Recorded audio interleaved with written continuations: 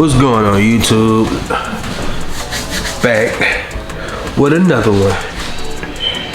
Right now, today's we're gonna be working on or reviewing this bad boy. This is a Polymer 80 Glock 17. This is actually my uncle's. I built this some years ago for him around the time when the polymer or the frames and receiver rule was going on with the courts. We won, thank God. So we're going to talk about what's been done to it, range, performance, and I think that's gonna be about it. But let's get on with it. So of course we started with the black frame. He wanted a black frame, right? So got the standard 17 mag with a +3 base plate mil spec. You know what I'm saying? Just a regular mil spec +3 base plate.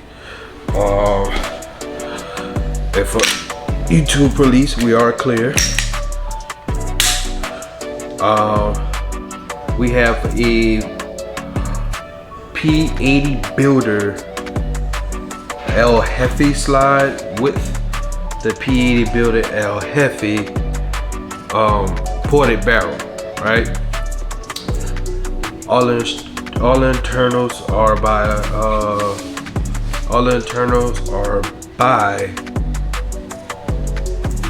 Aggressive Arms. Aggressive Arms. All internals by Aggressive Arms. Just regular mil spec Glock parts. Have a mil spec magwell. We have the standard Glock sights and the nice stick TWM 350 XL, which is like the turbo version of the 350 TWM 350. So it's like the turbo version. All right. So now that we got that out the way, let's talk about the range performance. The range performance went pretty smooth. Everything shot through. We used A&H.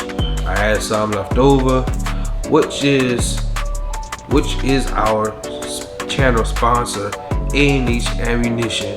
If you want to order some ammo for the low, hit up A&H. A&H is a bullet company that manufactures bullets in Louisiana. They're out of Houma. You know what I'm saying? They just started at that time it was like 7 months, so now they should be like 9 to 10 months in. Hooked up with them at the gun show. Real cool people. So if you're in the New Orleans area or you in Louisiana period and you want to support your own state with the 2A community, hit up A&H. They have round counts from 50 all the way to 1,000. I do believe they ship, and I do believe they you can go to the warehouse and buy it directly from them too. So with that being said, range performance went excellent. I had one problem, but I didn't get to get it on camera because I was actually charging my battery at the gun range. I didn't know I forgot to charge the battery the night before. So the problem I had was the striker was like barely missing the connector, the trigger connector. So had to take it out. I bent it up a little bit where the part where the striker and the connector, the end of the connector meet. I just bent it up and ran like a top after that. So it ran flat. I actually enjoyed shooting this gun. Like I had to my wife had to like really call me and be like, oh, we got stuff to do. Like I think I was in the range for a hot minute just shooting this gun. So the ports perfect, and note this is a stock guy ride in here, so that's saying something. No malfunctions. Ran through. Well, I did have one problem, and whenever I go to do build drills, I do something called beating the trigger. So I'm moving my trigger finger like to the point to where it's not cycling, and it'll hang up. It wouldn't cycle like. Yeah, it wouldn't cycle all the way before I pulled the trigger again, and it'll get caught up or whatever, and I just had to tap right, and after that, smooth sailing. You see what I'm saying? So this shot just shoots flat. And granted, it is a full-size gun. It shoots flat. But the light that I was using in the video was the actual light that came with the gun. So the backstory on this gun is this is being used for security. It is serialized. It is a serialized frame.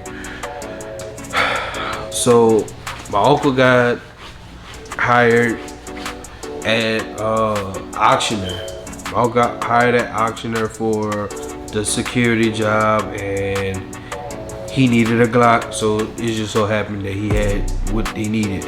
Now, what he's going to be running with is this Nighthawk holster with the TRL1 light bearing. Now, lucky for me, I had this nightstick, which is the same footprint as the TRL1.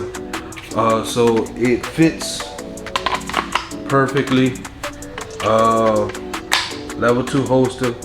It retains retention, and it comes out in and out smooth, no hiccups.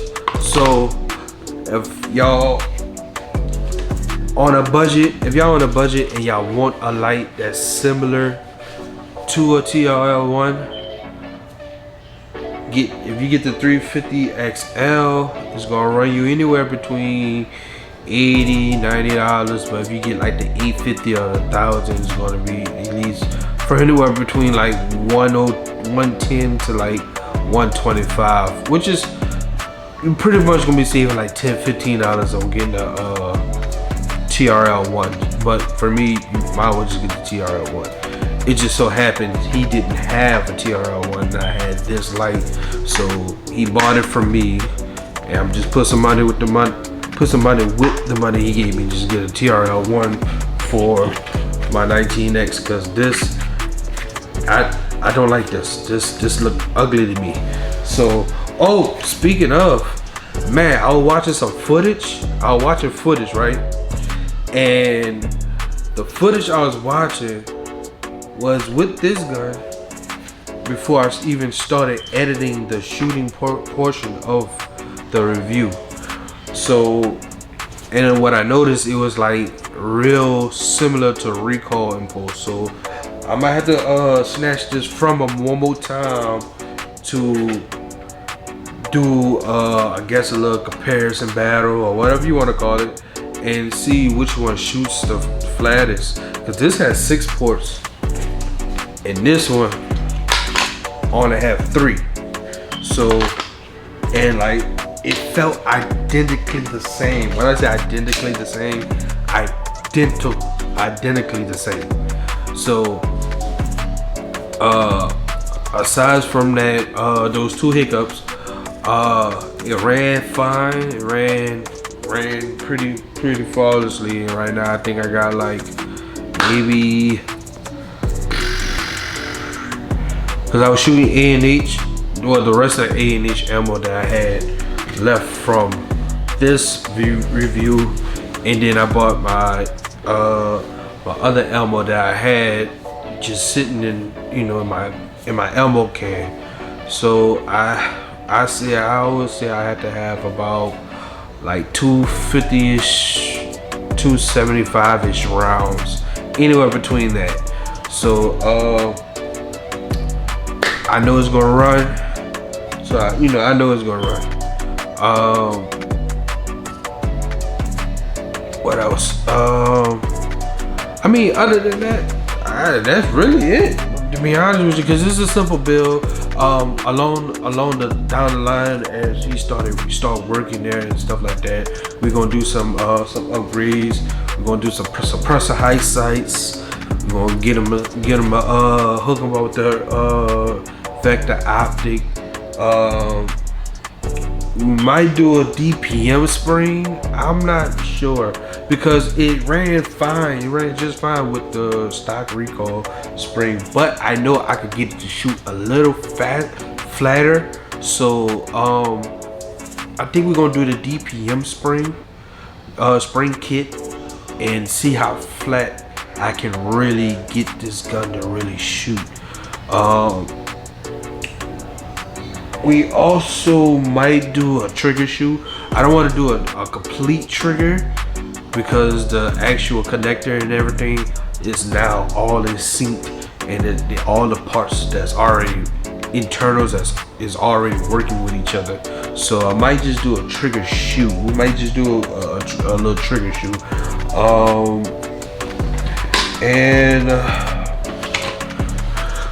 What I said, suppressor high sights, dot, DPM spring, trigger shoe.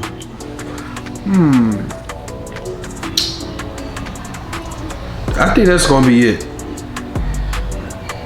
He got some extra mags, so I might do 2 plus 5s, because he got 3 mags. So might do 2 plus 5 mil spec piece mag extensions, because they're cheap and they're easy to find. The springs work fine.